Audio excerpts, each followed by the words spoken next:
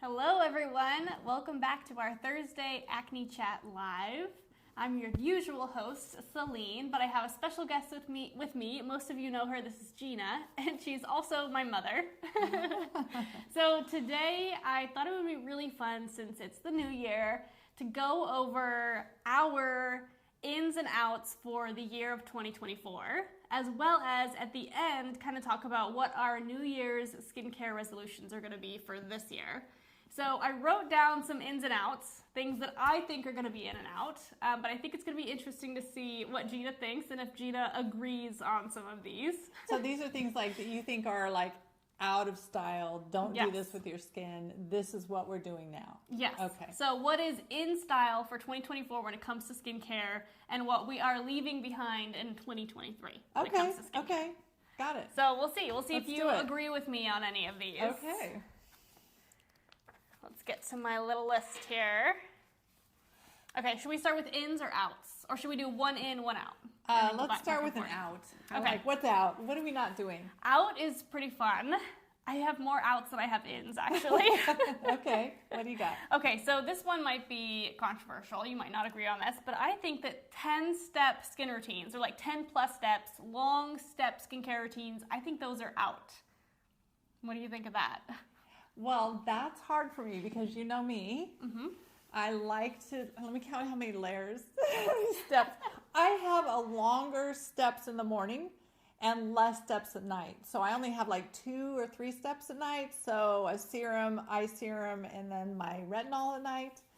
And then during the day though, I do use a few more steps, but I'm with you in concept in that I don't like seeing so many steps that are just not worthwhile. Just layering, buying this, buying that, buying this.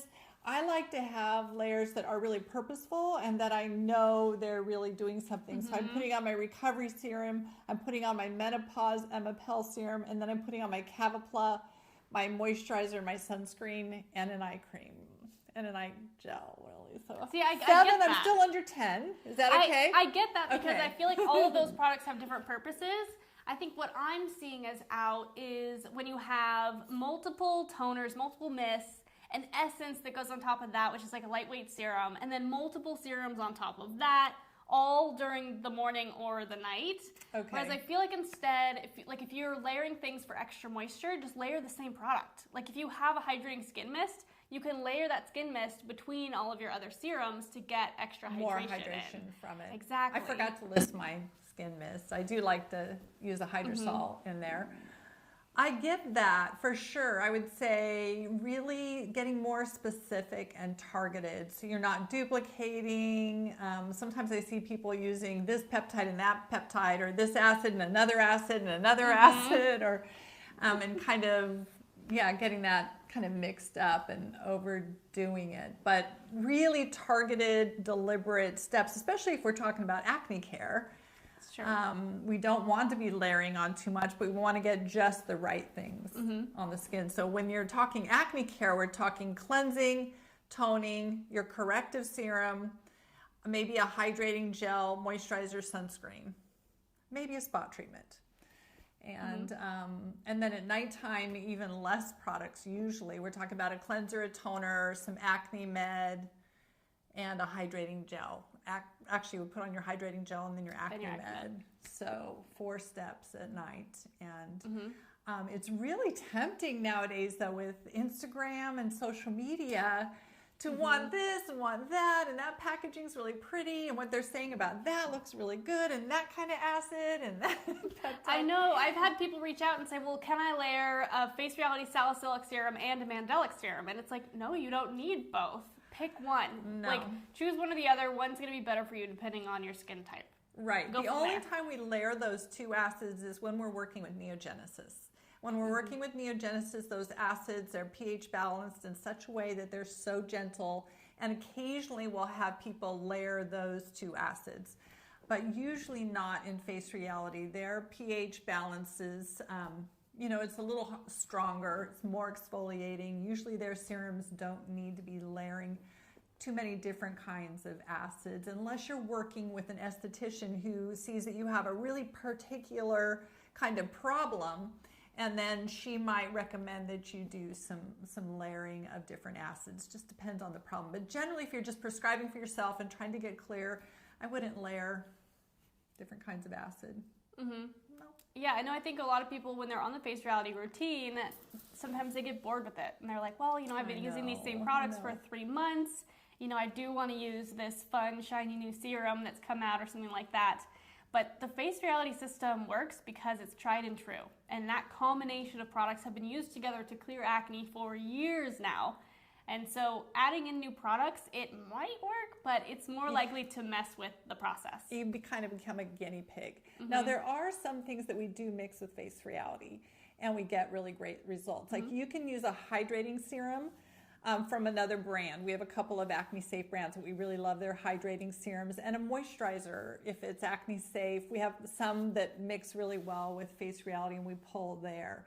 But when it comes down to your basics, using that Mandelic serum in your toner or your acne med at night, there's a real specific routine that we're putting you through, and it's usually a face reality routine, even if we're pulling a few things from other brands that we know really blend well, work well with the face reality protocol. Yep. Okay, what's next? Next out. So Gina misunderstood me the first time I told her this one. That's okay. So let me reword this one. Blue light blocking skincare. So I don't know about you guys, but a couple years ago, it was all the fad to have a daytime cream or serum that was blue light blocking. And blue light, if you're not aware, comes off of our electronics. And blue light can cause free radical damage to the skin, which is where negative molecules attach to your healthy antioxidants. And we first started seeing this, what was it now, maybe 7 years ago it started? We were in Texas, we were at a convention, and we went to a formulator. Okay, 5 years ago, we were at a formulator, and one of the new formulas that they were producing, that we've now seen several people either using that formula or duplicating it, and it was all about blue light protection. Mm-hmm. So do we need to protect our skin from blue light? And so blue light I have my opinion. Let's hear yours. Yeah, so blue light is a small amount of the range of UV damage that you are receiving every single day. And if you are wearing a physical sunscreen, so that is zinc oxide or titanium dioxide, your skin is protected from those. So just wear your sunscreen. And what's a lot more important than blocking your skin from blue light is blocking and protecting your skin from UVA and UVB rays. That is just they're so much more damaging, so much more likely to give you cancer. So wear your sunscreen every day and wear something with antioxidants in it every day, because that's gonna also help with free radical damage in your skin, and you're good to go. You don't need a special cream that's just for blue light blocking. That's my take. I love the studies that Is Clinical. Is Clinical, to me, one of the best sunscreen companies out there. And one of their sunscreens is called Extreme Protect. They've done a lot of scientific studies with that product, and they have found that people who wear that sunscreen, even if they don't go outside, they stay inside all day, they have less thiamine dimers, which are those DNA changes to the skin that you don't want.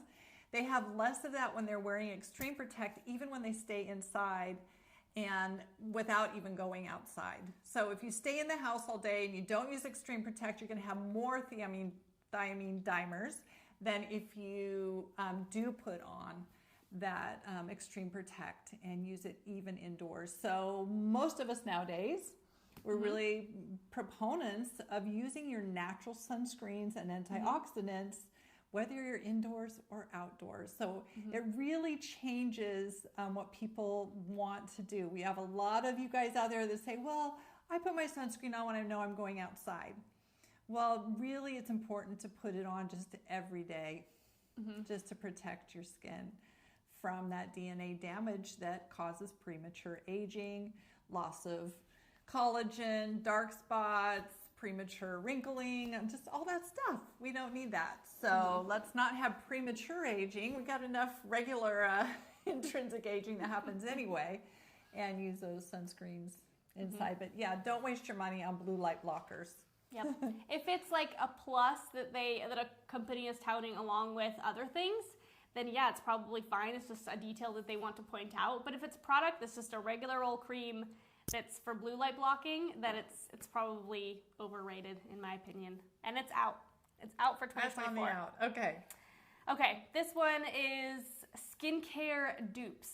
So I know it's I think it is already kind of on its way out, but on social media, you see a lot of people saying, oh, this is a skincare dupe.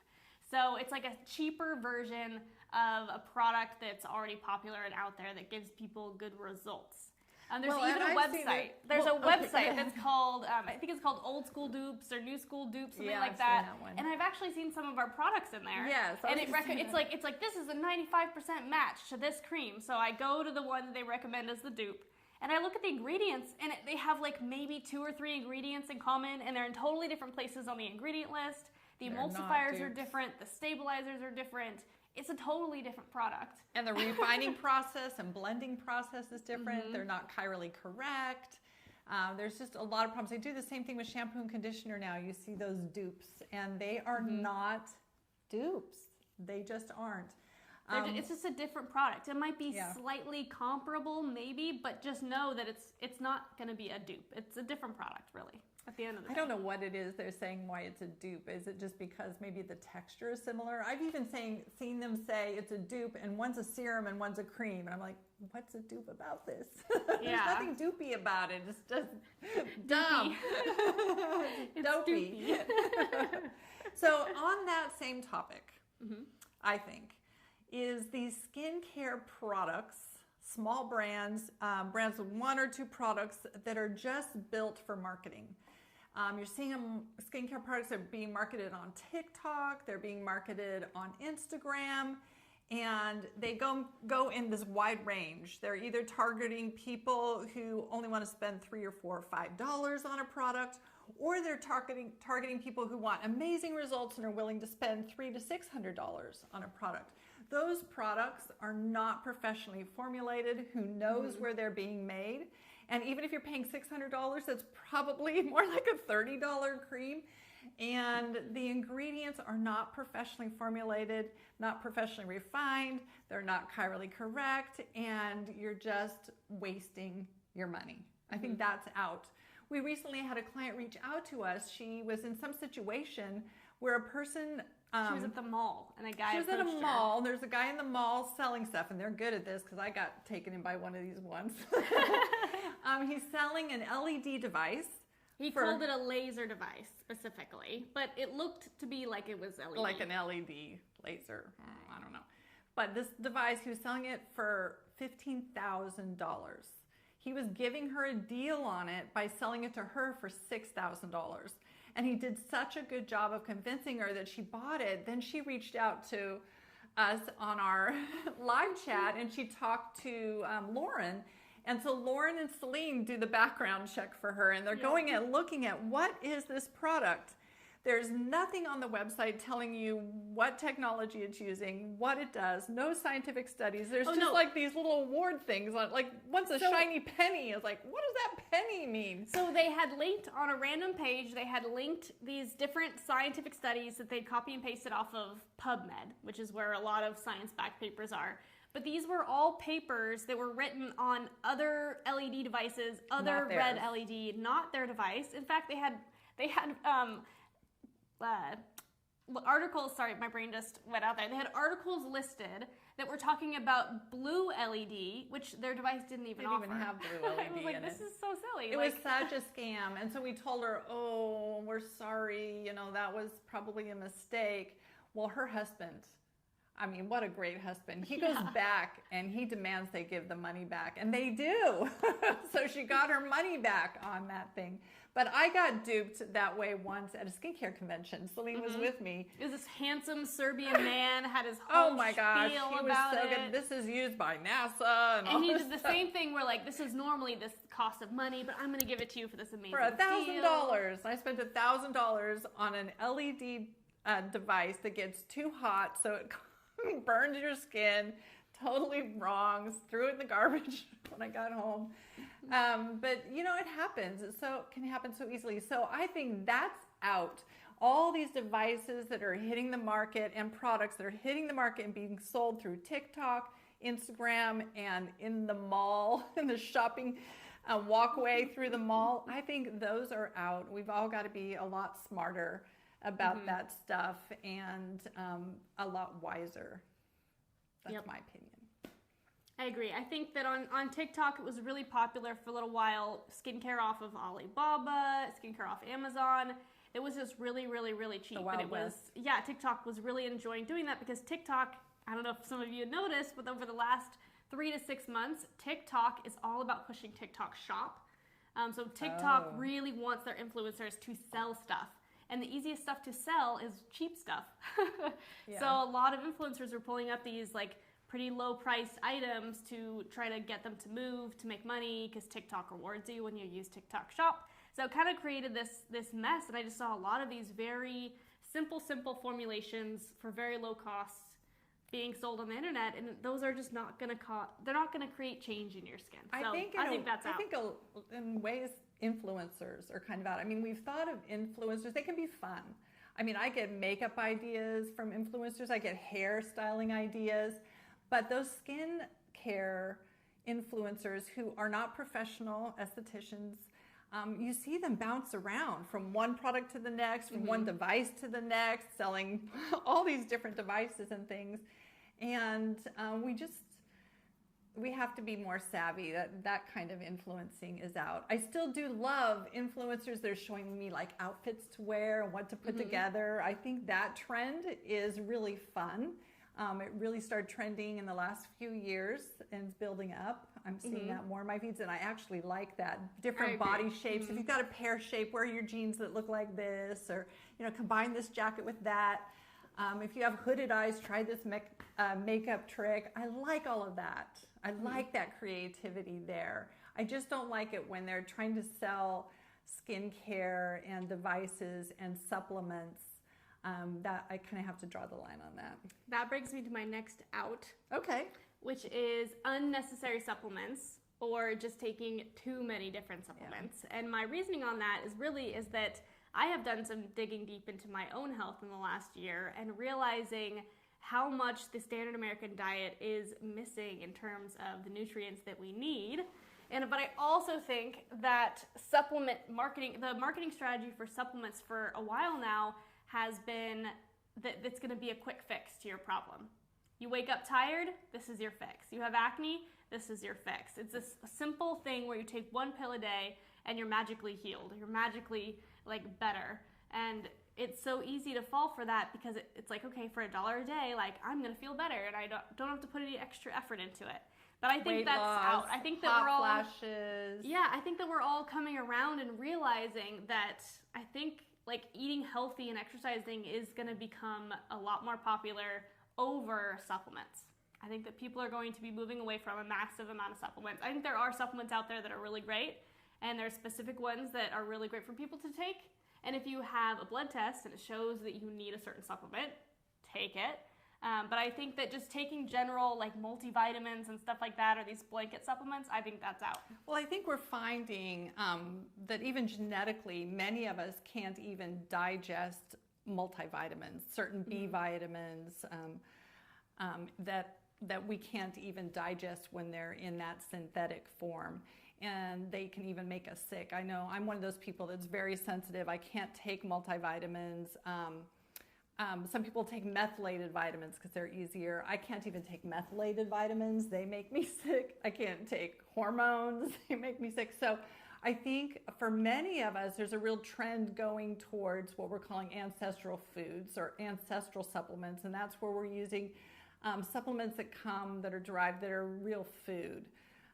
The beef liver, beef organ, brain, fish oil, cartilage, and all of those kind of supplements. It would be great if we could really just eat those from the animal. That would be good for us, but most of us don't like that taste.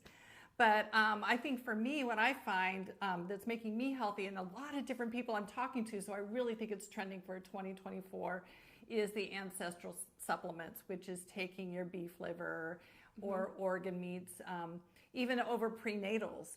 Taking an organ meat supplement will be high in iron for you so that you don't have to take a prenatal vitamin that's full of synthetic vitamins. And so I think that's a real game changer. We're seeing it even in the supplements we're using with our clients for acne care. Mm-hmm. Good one. Yeah. It's a good one. Okay, what's in? I think internal health and eating healthy and being well is in. I think alcohol is out. That's a side note. I think alcohol is out. Okay. Alcohol I think you're right. Unhealthy. We think that we can correct all these problems that alcohol is giving us with supplements. We can't. And that's my own personal story, is I had a lot of feminine, like vaginal unhealthiness going on. And so I kept trying all these different female probiotics. I kept trying different supplements to fix it, and nothing helped until I quit alcohol. And now I haven't had any struggles in over 6 months. So yeah, alcohol is bad. I mean, we used to love saying, well, a glass of wine a day, it has the antioxidants, will be so good for you. But now we know that even a glass a day makes you more susceptible to cancer, and it's killing brain cells and all this stuff. And I love alcohol. I have to admit, I do love a glass of wine or a cocktail when I go out. But I've drastically cut that back because it absolutely is poison for our bodies. And especially if you have acne, it triggers hormonal imbalance. It triggers the blood sugar spikes. It keeps you from sleeping well. It's really awful. If you have anxiety or depression, it's just going to make those things worse.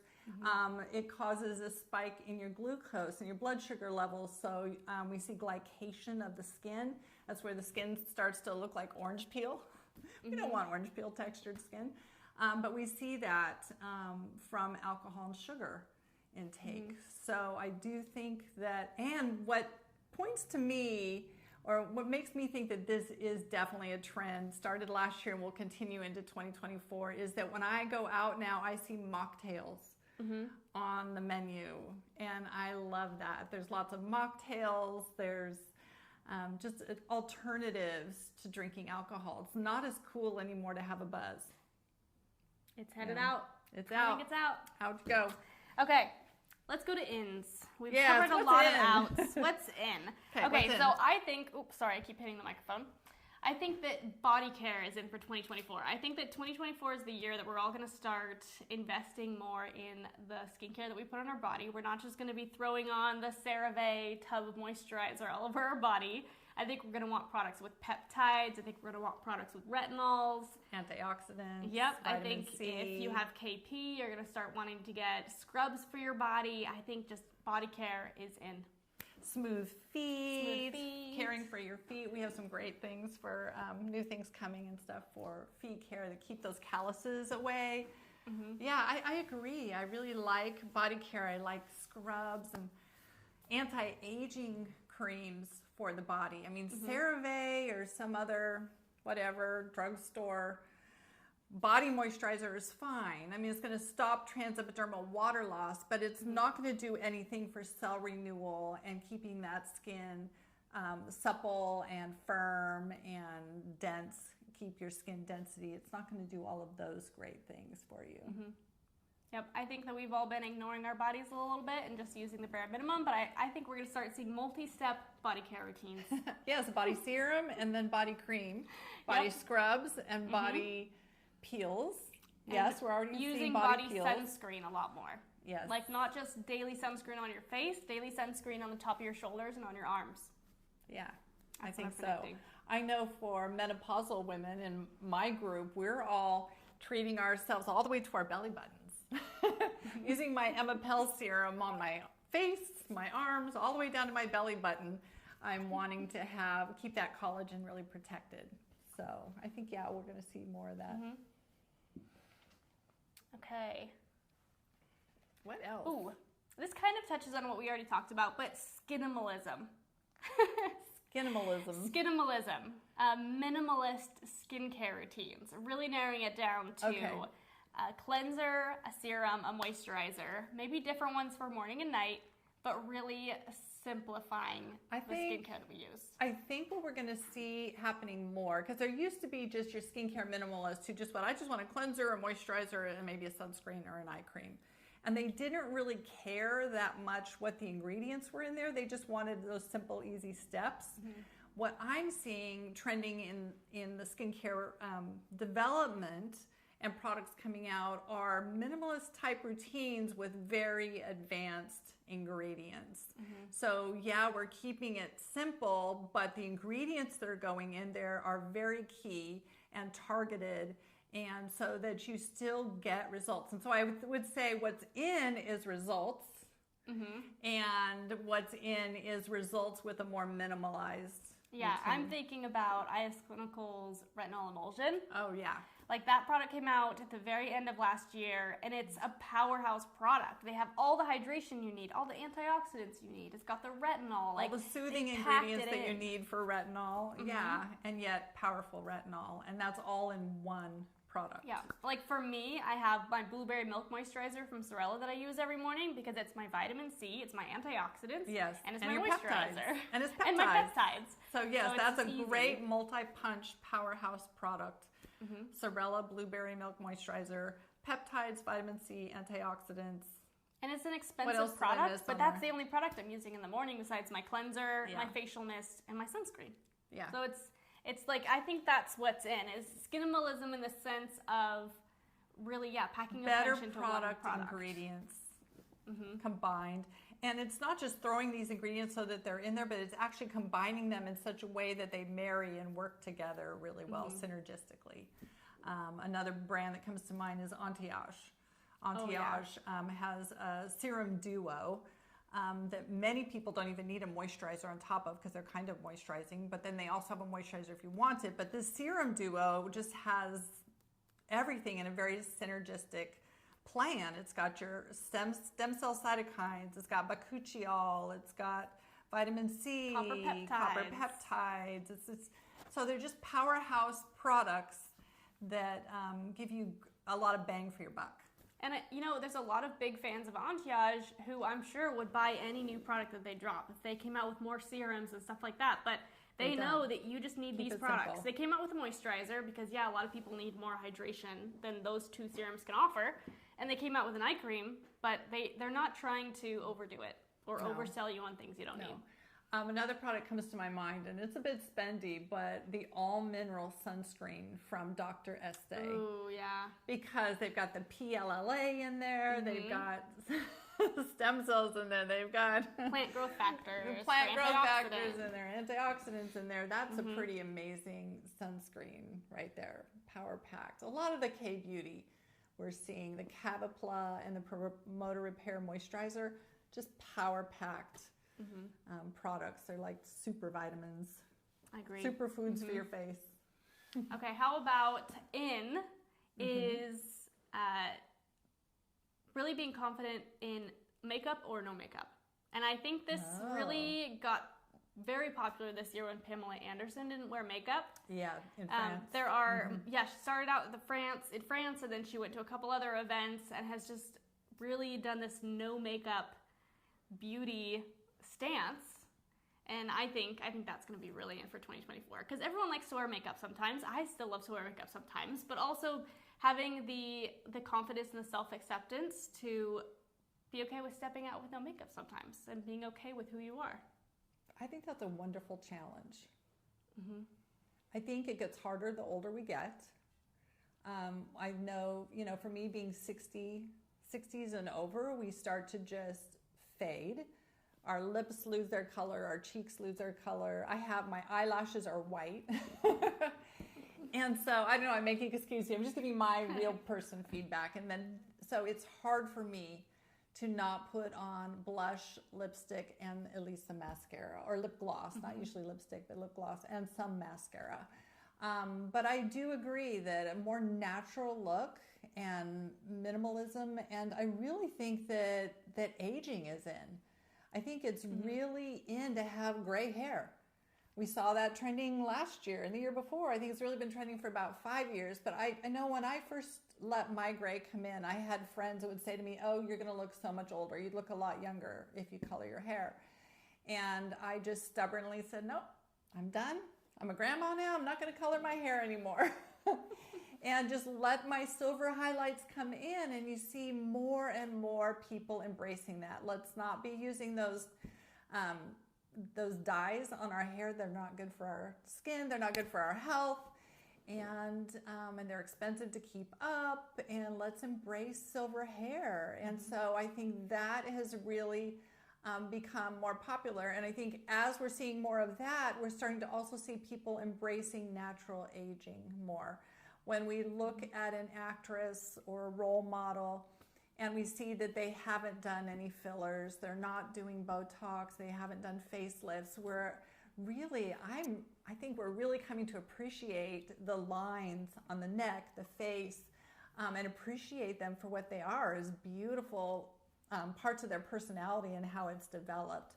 I think we're going to see more and more of that, embracing the natural beauty of being 60, 70, 80, 90 years old, and really celebrating that instead of trying to nip and tuck everything up to stay 35 forever. Mm-hmm. I agree. I don't think that's for everybody. Just like going with no makeup is not for everybody, but I think we are just trending in that direction, I think, of accepting natural beauty. I agree. Okay, so before we go, do you have a New Year's skincare resolution for 2024? It can be one of the ins we did, or it can be something new. Well, this sounds cheesy, but I think a couple things.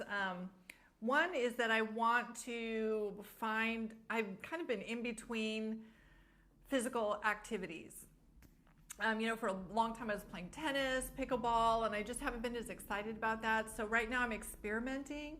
I'm going to be trying some karate classes. It's your skincare resolution. No, and Kundalini yoga. And the reason why I say this is for my skincare is because when you move your body and you get all that energy moving, that is the most anti-aging thing or healthy aging thing that you can do for your face. So I would say that's one of my biggest things, is just wanting to find ways to move my body, get my body moving that I find joy and excitement in, so that I'll do it.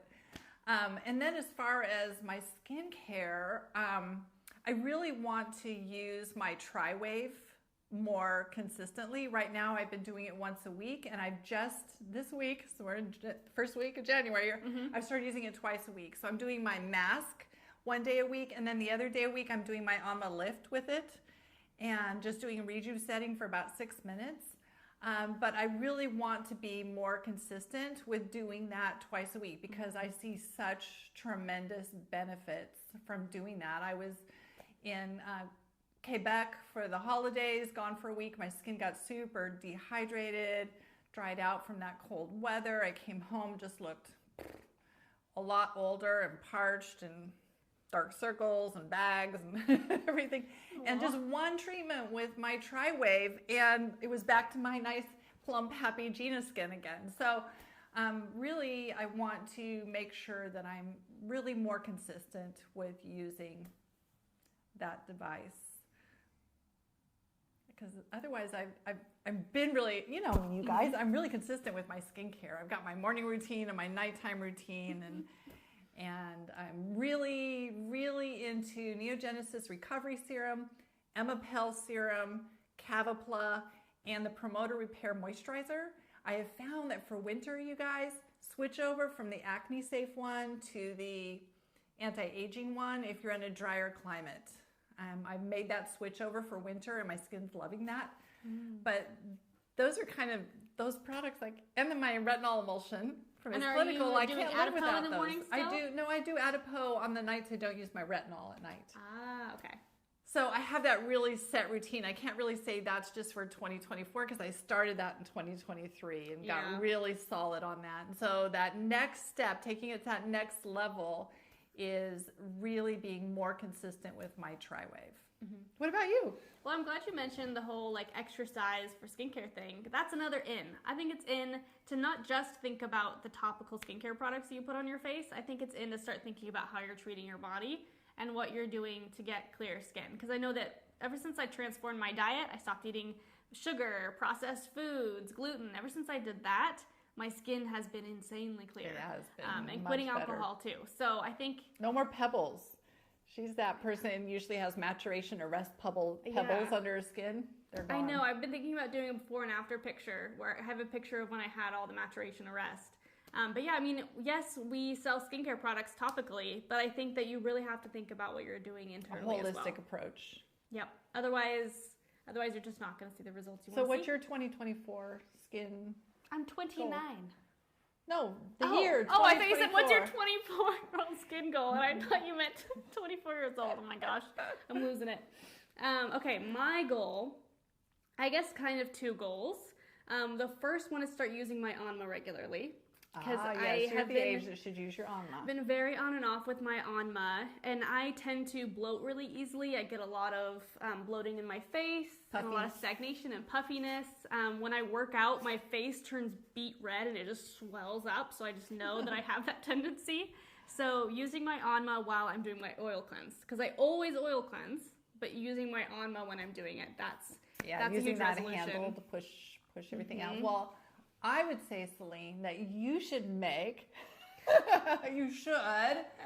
be using the Tri-Wave once a week, because I love the Anma, and I love doing that manually, but that result of that depuffing and everything only lasts for a couple of hours. If you use the Tri-Wave, that's retraining your lymphatic system, it's strengthening your lymphatic system, and it's going to last much longer, and the more you do it, the longer it lasts.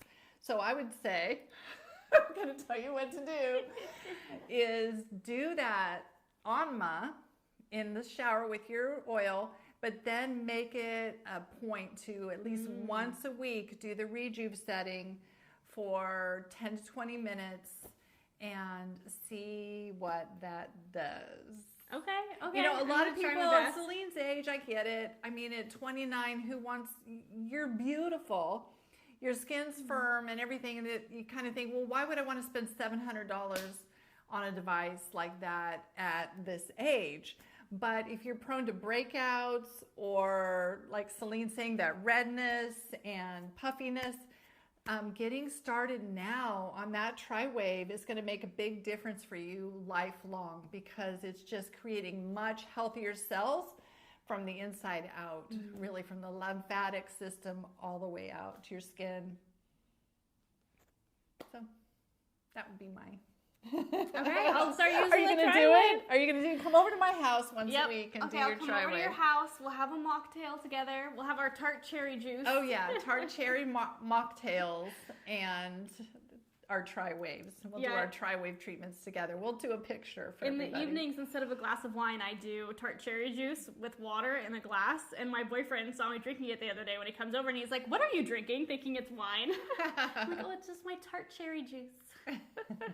Tart cherry is amazing for anybody, especially if you're starting a new workout routine with the beginning of the year here. If you're getting sore muscles, any kind of achy joints, arthritis, or trouble sleeping, tart cherry juice, just 8 ounces a day, takes care of joint pain, achiness, and helps you sleep better.